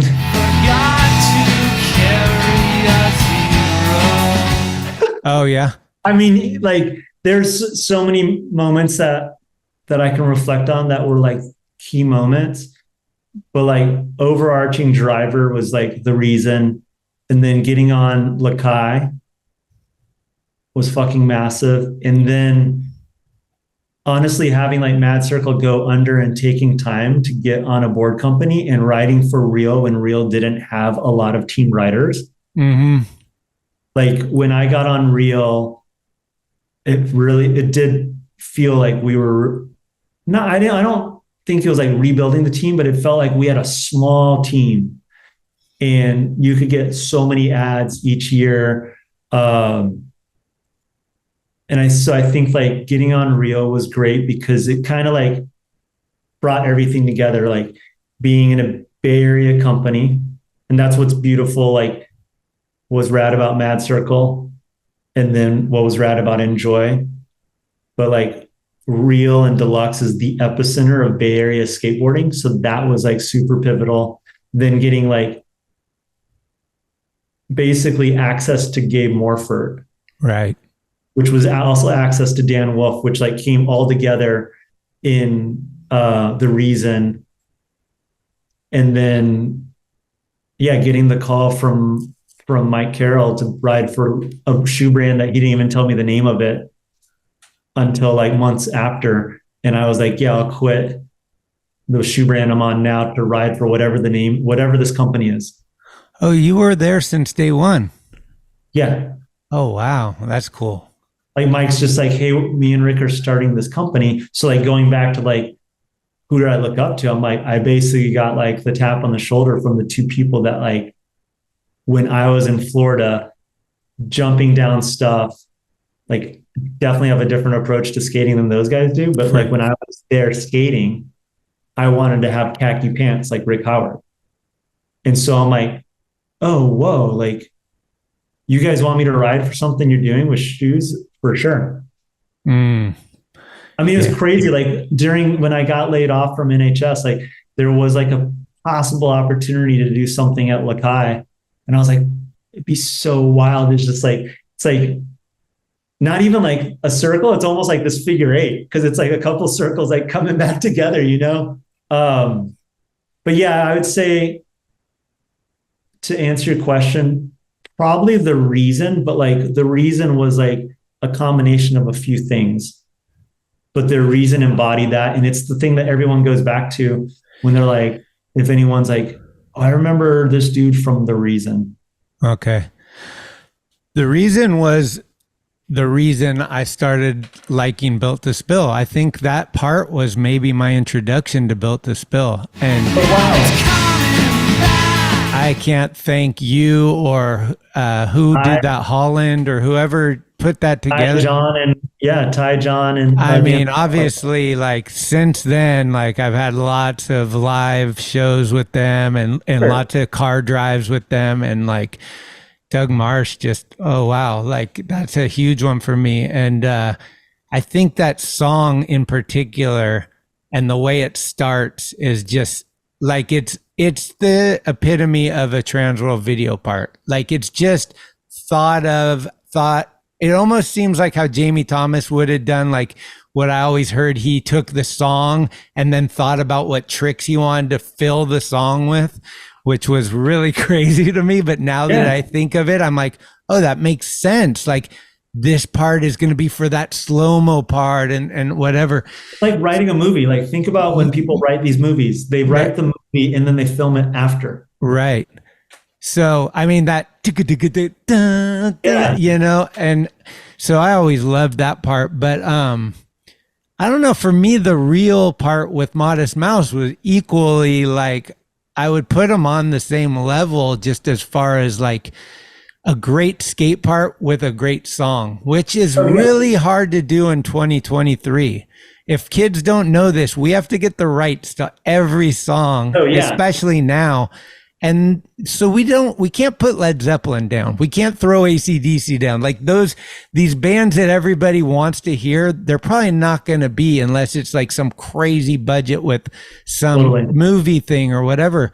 So the fact that those exist though, like Mike Carroll skating to Beastie Boys, like that shit is, you know, for underground videos, you can make it, right? But like for anything that someone's going to try to put a part together for nowadays, it's going to be something maybe a little more indie. And so to find those indie bands at the time that kind of helped them explode, like skating helped them and they helped skating.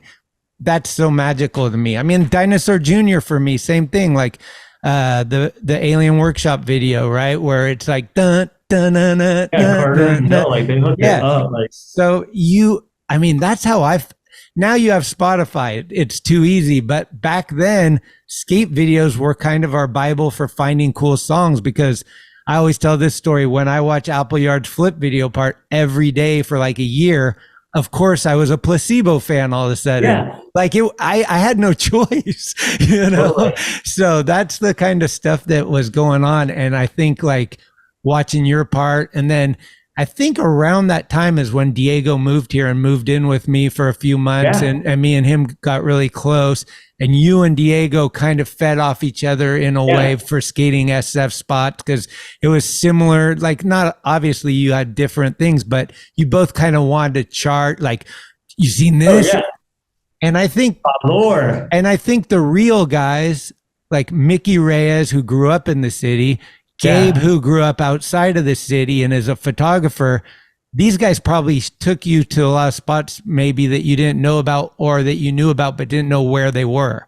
Yeah. And so having that, like, you know, dude, what the fuck is that spot? Well, Brian Anderson actually fucking had the cover on it, you know, like, you know, but you probably had to go there and cut it and open it up. Yeah, for sure. And so like all that stuff is so you rad. need all this access when you have like a network or like a skate team to help out. You know, it's sure, especially nowadays, it's easier to find all the stuff and you can film yourself. It's like not as faux pas to just self-film yourself. But yeah, it was like such a special time. And that was like the beauty of like being on Reel, the epitome of like Bay Area skateboarding.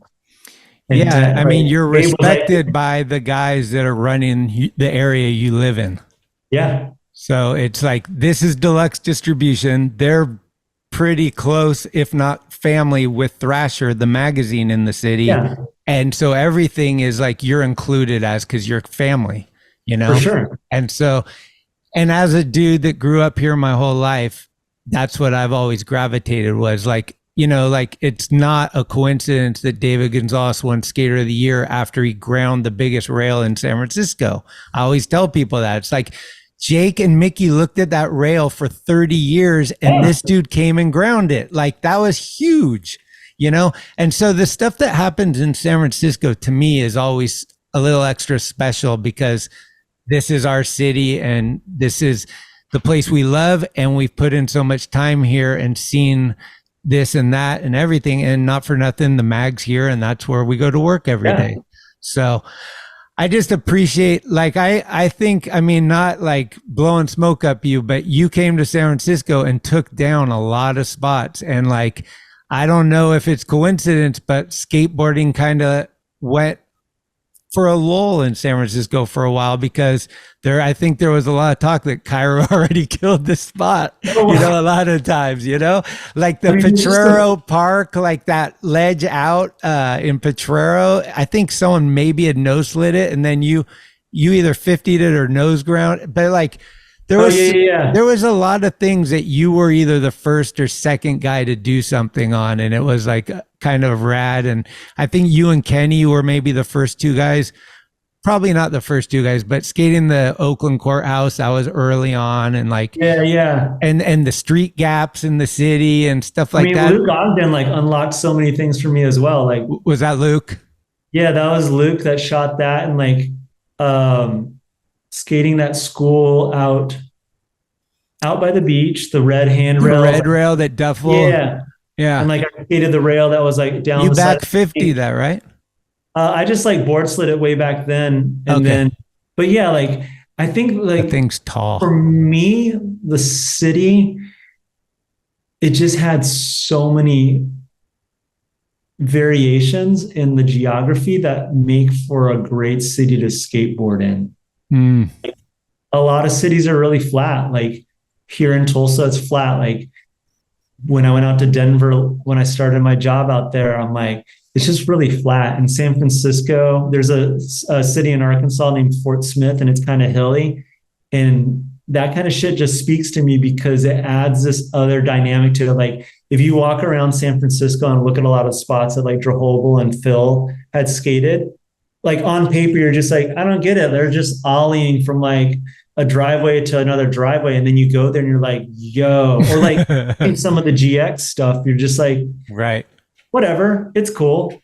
And then you go to the city, it's not, you can't replicate those spots anywhere else. Like you can replicate a lot of the stuff that's in LA. You can replicate Phoenix or Denver or any other flat city because like the same real estate companies going in and they're building that same like electric box and it's going to look the same and whatever. But like San Francisco or any city that has that kind of like depth to the land, it's exciting. And I think like, whether it was like Kenny and I or myself and Dan, like cruising around the city and bombing hill. And that's the other thing, you can bomb hills and you're like, oh shit, I want to skate that house. Like Pedro Delfino skating that house, like on the cover, or maybe it was contents page, one of the two, but like, cover. Yeah. Yeah. So it's just like, it's a really unique city that I'm like trying to circle everything back kind of like,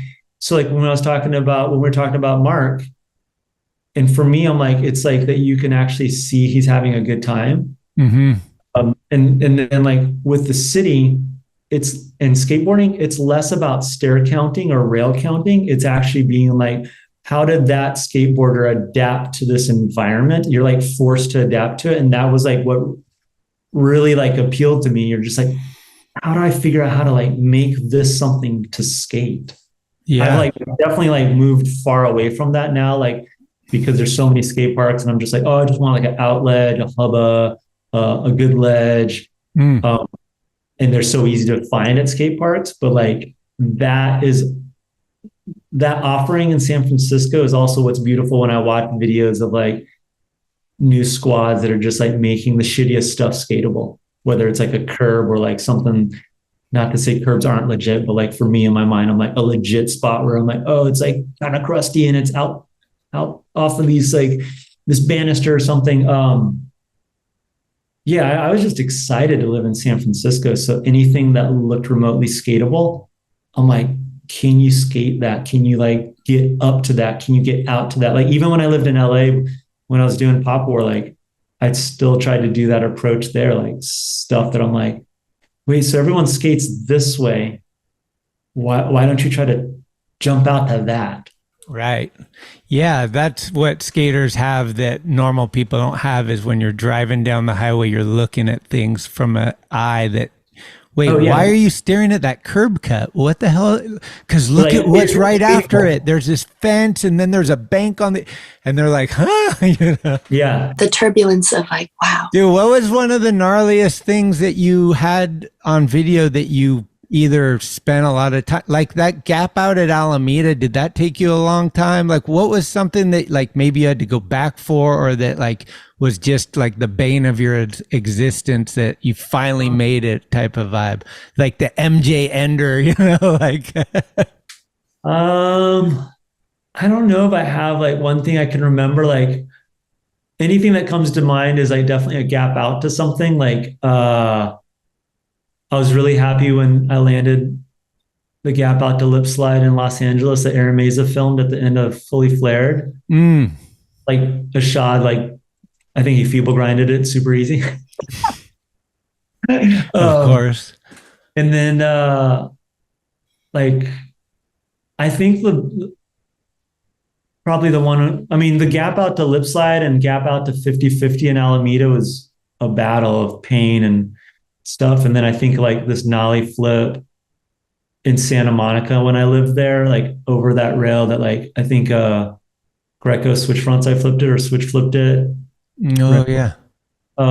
It's actually next to the schoolyard that Mark Gonzalez board slides up the bench and then down the bench at video days. Oh, sick. That was a battle, but there's not like any one. Oh, I guess like Mason Street is probably like the place where I went back all the time. Like any of the street gaps, because that kind of goes back to San Francisco having this unique topography where, you know, if you skate a street gap in Los Angeles or New York in most spots, it's like a street gap anywhere. It's going to be flat. And then San Francisco, you're like, most of the street gaps are not flat. They're downhill takeoff. And then you're going into a hill. So either Mason Street or when I kickflipped that Aladdin Street that Kenny Reed ollied way back in the day, like I'd say probably the street gaps in San Francisco are the ones that like going back to all the time because like you only had maybe like 20 or 30 tries before all the skin on the top of your toes that like ripped off because you're like trying to run down the hill. So like the nollie flip, yeah, now I'm like thinking about like all the street gaps were probably a battle. Like the easiest thing was probably tray flipping that street gap, but like everything else at any of the street gaps, even the small one in North Beach, like those were all battles. What about the switch frontside flip at the Blocks gap? You tray flip? Yeah. Like, did you ollie up at switch or did you 180 up it? Yeah, the hardest part's the switch ollie up because I just man, it's fuck, if I like 180'd up, that'd be even gnarlier. Yeah, like I don't remember if that took a bunch of times. I definitely remember leaving a lot of skin there. Either on the tray flip or the switch frontside flip. Switch frontside flip, I left a lot of skin on just getting up the ledge. Yeah. And then the tray flip was probably a lot of skin from just like hanging up on the tray flip. So the top of Mason keeps coming up, and not for nothing, but it's a great book by my good friend Walker Ryan. But I'm talking to Gerwer yesterday about you, and he's like, "Oh, talk to him about the time that he filmed me at the top of Mason." And he's like, "I was just telling Miles, I didn't bomb that hill because I didn't have anybody spotting me. Like that's gnarly that Miles bombed it after the front crooks." But what was the deal? It was just him and Gabe and you, and they didn't have a filmer, or were you trying to film a little bit back then? I don't know if I was or wasn't trying to film. I was just there, and I just filmed it from above. But definitely, like, it would have been cool to have like 3 angles on that. Yeah, Jesus Christ. Yeah, we just were cruising around, and that I don't think anyone had grinded it at that time. Like it had only been board slid by Jesse. And Frank was just sparked. Damn. Yeah, and like, you know, like there was like a time where I spent a lot of sessions and like evenings with Frank. Like I remember helping Frank build his loft bed at their house, and Gabe used to live there too. At Noelle? Yeah. Yeah, I spent a lot of time over there. Okay. And Milligan was there, and then later you're working with Milligan at Adidas. Like there's all these circles that, right? I mean, we just like stay in these.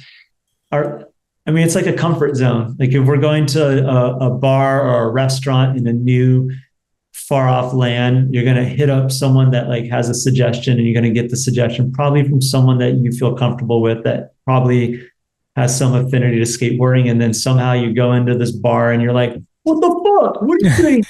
Well, I had heard from so-and-so. No way. That's who I hit up. So like our community is like our safety blanket. So yeah, I mean, it's just like we all end up in the same spots. Like it's cool that Matt's over there at Adidas. Yeah. And yeah, I used to live in Newell, and then like used to live in Florida. So like Matt is out there. Like we all made it. Oh, that's true. Yeah. And just it's a wild ride, and the ride continues till like you die, you know? And I'm like, it's been good. Just try to like skate as much as possible. And then always remember to be grateful to have found something that I like, that's lasted this long, you know? Okay. Because it's like a daunting task, and someone's like, well, just do what you find, something that you love. And I'm like, if it wasn't for skateboarding, like aside from like family, I'm like, find or do something I love. Like that's really hard. Or like when people are like, well, Greg, all you need to do is like put your sights on like, what do you want? What do you want your life to be about? And you're like, that's fucking such a hard question to answer. So I'm like, just feel really grateful that skateboarding fell in my lap, like because my dad said I couldn't bring a BMX bike to Egypt when we moved there. Huh. So I'm like, cool. So you brought a skateboard. I brought a skateboard. And because of that, and because my dad was busy and never around, I've made friends in skateboarding and spent a lot of time skating. I didn't have to like be at home all the time. So I got better at skating. And then when I moved to the States, my parents were getting divorced. So I wasn't around. So I got to skate. It just worked out, you know, like thank goodness that my dad was a dick about the bike. Yeah. Shit works out. Yeah, it's so good. Well, winding down, what do you think is one of, I know there's too many, but what's one of the most, like what comes to mind without thinking too hard as I was there and saw this happen on a skateboard? Like, holy shit. Man, there's so many, like a lot of the fully flared trip stuff. You know, there's a lot to name, but you know what? It's not even a make, but this was really fascinating to watch in person. Especially because I also looked up to Eric Costin, like when he was on Evil, or was he on H Street? Was he on Evil for a second? But anyway, like in this 101 video and stuff, like we were at this double set in, I don't know, somewhere in Australia. He tries to switch heel flip it. And he tries it maybe like 6 or 7 times. In my approach to skating is just like, just fucking let it all hang out till you're just like bloodied and can't walk, or you roll away. And watching Eric roll up a handful of times, try it 6 times. And to me, I'm like, yo, this dude's got it. And then he's like, you know what? Let's come back. It doesn't feel right. And I'm like, what? And just to witness, like, it wasn't madness. It wasn't like, you know, when people do the thing back and forth and then they say that because they're like scared or they don't think they have it. He was just like so in tuned. It was like kind of like this athletic mindset that he's like had so much awareness with the spot, his body, the timing and everything, that he was just like, it's not right now. And I'm like, that was fucking fascinating to have front row seats to that. Yeah, that's like, wow. This dude's a self-awareness athlete. Yeah. Pro's pro. Pretty cool. Okay. Well, let's, because we didn't talk about this at all. So yeah, kind of rounding everything up with the cover and everything Thrasher wise, Jake Phelps, what do you think looking back at, like, I know you guys had a really cool dynamic relationship. Yeah. The interview, he interviewed you for that Thrasher interview, right? Yeah. And I remember reading, like, there was the way he just be like, try again, fucker. Like his remarks are just so sick. But like, what things do you remember about him and hold on to? I think, it's kind of like this recurring thing, like talking about Mark. It's like that Jake has this through line of passion and love for skateboarding. I do think a lot of people misunderstood his hard, like, outer shell, and they took it like he was being a gatekeeper. But I really think it was more him trying to perpetuate the rawness of skating. Like he embodied, his actions embodied what I think like the magazines continue to do, like pushing the envelope of skating and like remaining in line with that concept of anti-establishment and just fucking getting after it, and not like fuck it all, kill them all type of approach, but just like, yo, how far can you take this? And it's different for every single person. And I think that if you are willing to give Jake the time and weren't like scared by his like barking in the beginning, that you could actually see, like, he just had this love that probably most of us that are like in our 40s and on that still skate, still talk about skating, like he had that. And he was also, this is the other rad thing, it was like kind of like this give back, because in a way he was like a mascot, but he was also like this person that was willing to talk to the young up and comer all the way to the OG, which in my mind is that thing, like as you get older, you're like, well, what am I giving back to the community? And what Jake was giving back to the community is like, hey guys, fuck it, let's push you and like see how far you go. How far can you take it? And he's like razzing you, but he's not doing it to take you down. He's trying to do it to build you up. And I think like my memories are just like fondness for like the conversations we had. He was always down to talk. Sometimes like sadness when he would talk. I'm like, oh wow, I think Jake's like really drunk right now, and like concern, just like, oh, I hope he's doing all right. And I think like there's this void because he was so unique. Like I did say earlier, how like if there wasn't a Christian Hosoi, there would have been someone else that came, but like we know that Christian is here, and so Christian fits this. And if there weren't a Jake Phelps, there would have been another Jake Phelps, but we did have Jake Phelps. So like there is this void with him not being in like this space of skateboarding. And you know, there are different personalities that have come up while Jake was alive and continue to grow, or new personalities that come around, and only time will tell. But I just don't feel that the personalities that are around have like that same driving fire that Jake had. Right. So it's that, like whenever I would see him, I'm just like, even like if it was like catching him on a day where he's like fucking with you, I'm just like, he just fucking loves it. And he's, at the end of the day, I'm like, it was all bark and no bite, and like all bark and more like love and hugs. You just had to get past like, oh fuck, this music's super loud. You're like, oh, the band members are amazing. And that's like Jake. I'm like, fuck, it's really loud. And then you get to know him a little bit, and you're like, oh, he really fucking cares about skateboarding. Right. Yeah. And those are the people that are just really valuable to skateboarding as a whole, of like, whether you're like on his end or all the way on the other end of like skate camps or something. It's like, if the love is there and you're trying to like build up our community, you're a valuable part of it, you know? And Jake fucking lived skateboarding through and through. Yeah, 100%. I remember first time I met Dan Sturt, I didn't even know it was him. And we're at like, I think it was GVR, and me and Jake are eating with this guy who was Dan Sturt, but I didn't even know who it was. And Jake does his normal thing, like takes a couple bites and throws it in the air and is like, and walks away. Yeah. And Dan Sturt looks at me. He doesn't know who I am, but he knows I was with Jake. And he's like, do you know about this guy? And I was like, yeah. And he's like, this guy is 100% skateboarder. He's like, a lot of people say they are, but they're not. He actually is. And then later I found out that was Dan Sturt. And to me, if anyone knows, Dan Sturt is a pretty gnarly guy. And to get that comment from him just seemed like such a stamp. Like, you know, that's what I feel like Jake gave to me personally, was the stamp. Like, Jake said this was legit. I don't care what anyone else says.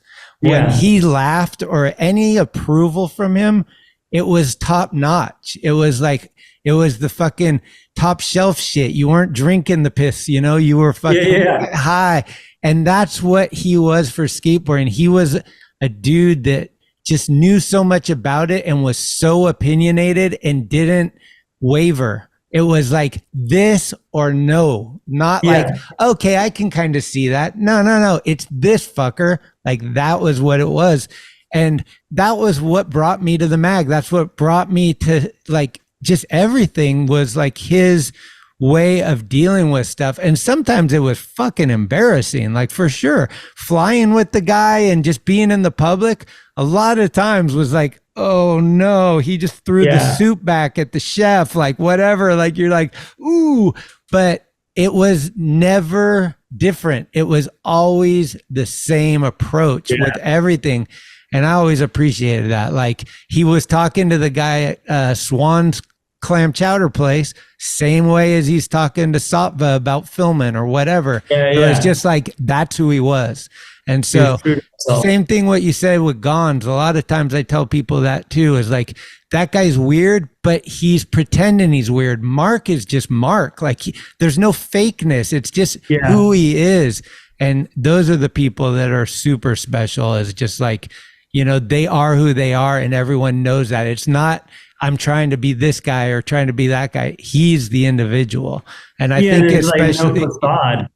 Right. Yeah, exactly. And in today's world where we're going into AI, kids, it's like, no, we need creativity and individualism. Like, we got to, especially as skateboarders and artists and filmers and photographers, like that's everything. You don't want to be Gabe Morford. You want to take some of what he does and make it your own thing, but you don't want to just be like all these dudes that film exactly like Strobeck.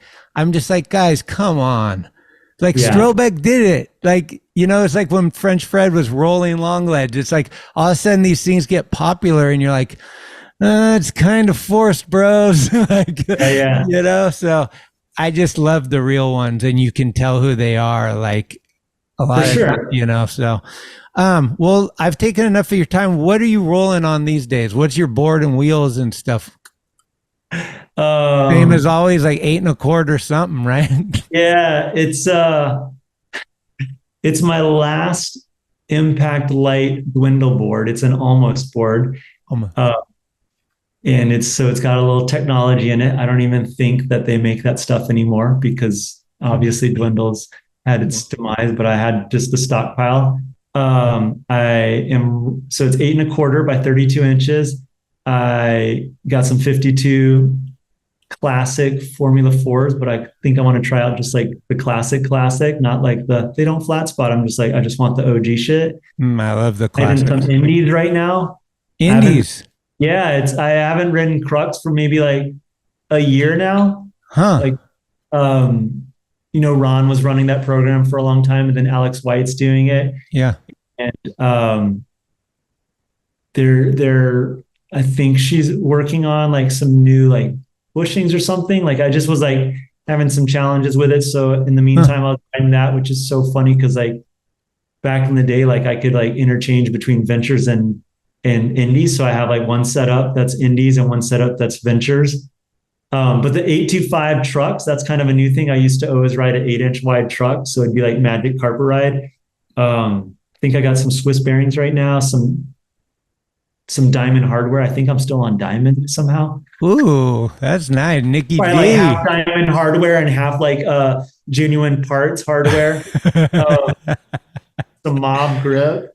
Okay. And, someone was like, are you going to like stop riding mob grip because you got laid off? And I was like, no, I mean, it's still great grip. Like whatever. And then this is a plug for Mark Suchu, but like Mark Suchu's pro shoe hasn't been around for like 4 or 5 years. But when I was at Adidas, and this is the Suchu 2 I'm talking about. Okay. When I was at Adidas, I stockpiled so many of them. And before I ever ride a new pair, I shoe glue all the seams on my front foot so they last longer. I've been riding the Suchus. Like I'll ride PJ's shoe every once in a while, but my go-to is still these these Suchu 2s. I have one more pair of brand new ones. So it's this is my last opportunity for a plug for Mark shoe. But yeah, that's pretty much the setup, man. No rails. Okay. You still in touch with Louie? Like, what's up with the Enjoy the Jacuzzi? Yeah, Barletta. I talk to him every once in a while. It's really cool to talk to him as a dad now. And then, oh, that's right. Yeah, it's cool to see him go through that journey, and especially because like on my end, I'm like, oh, my daughter's in college now. Oh, wow. But yeah, That's crazy. I talk to him from time to time, and it seems like things are going well. Like he's doing jacuzzi and bods in the mix with that too. And I think at some point I'll probably get like a jacuzzi board to try out, but I just ride whatever's an 825 that's got like some concave on it. If we could bring back Silver Star, ooh, great, and then Silver Star and some nicotine wheels. Date myself right now, like there you go. From Bob, sure he'll appreciate those. And Sean Mullendor plug. Did you change your name to Cairo like officially, or are you still Roger, like on your license?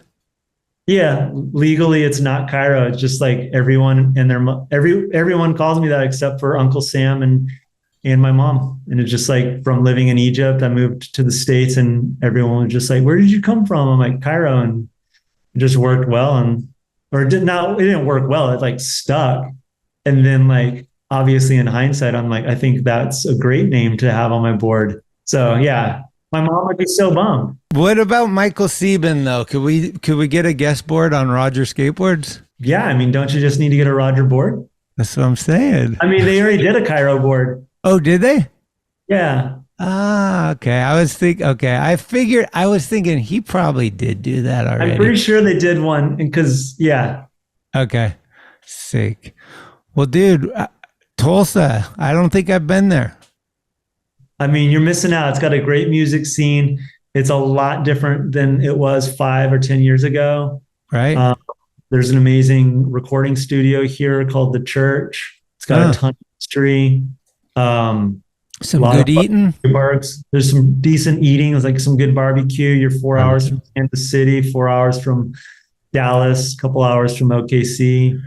I mean, it's smack dab in the middle of the United States. Well, we just did the route. I could like go see my mom in Florida, and I was like, oh, it's still like 20 plus hours to get to her. Whoa, yeah. Like we just drove through the panhandle of Oklahoma, which has like a really, really like gnarly past because of like slavery and everything, and like why that like panhandle exists, because Texas didn't want to take it at that time because of these laws. Oh, crazy. Whoa. It's a wild land. Like it's what they call this area, the belt buckle of the Bible Belt. Oh, the buckle of the Bible Belt. That's what it is. Okay. It's cool. It's a cool town. I gotta check it out. Keith Cochran hooked me up with Danny Boy, so I did an interview with him, which was really fun. And he made that city like, I was like, I gotta go. Like he was just like, he loves it. We could take it offline, and I can tell you all the dope shit that happens here. It's a cool scene, man. Okay. And it's slow paced. Okay.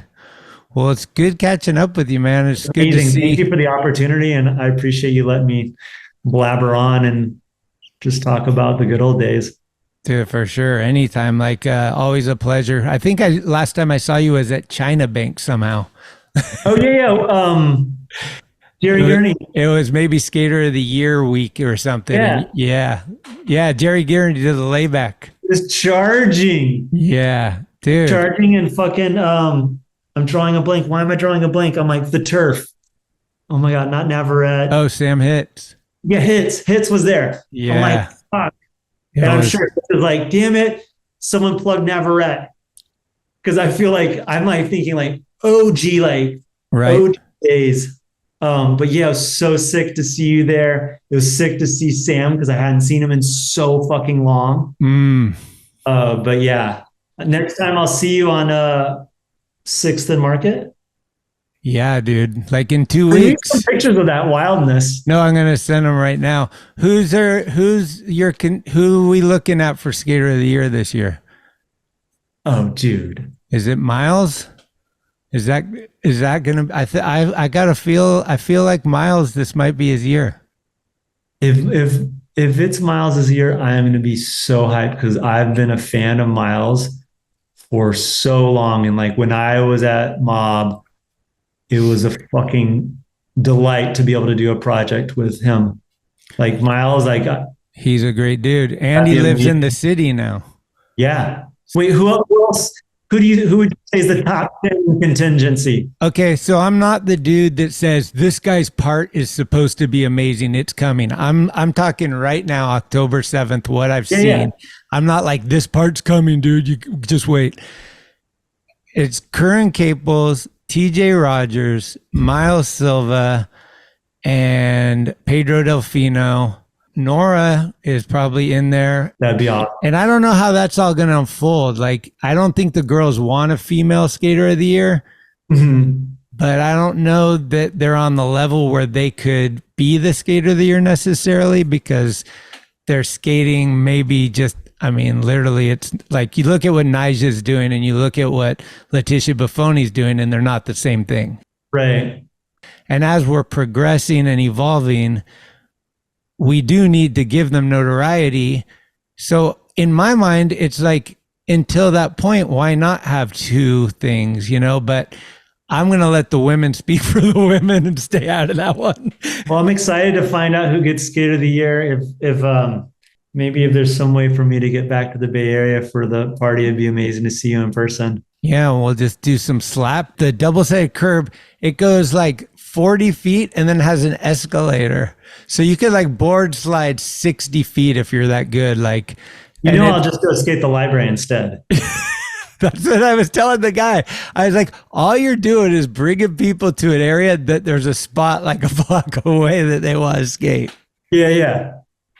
But no, this is going to be sick. I think it's going to be really cool for the city and skateboarding in general. I mean, Gary Rogers has a shop down the street. Across the street is Supreme. And then around the corner is the Thrasher store. And now this is building up. It's like, kind of feels like skateboarding, like hub a little bit. It's cool.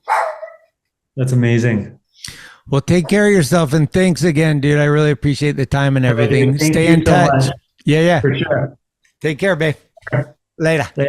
Thank you for listening to another episode of Talking Schmit.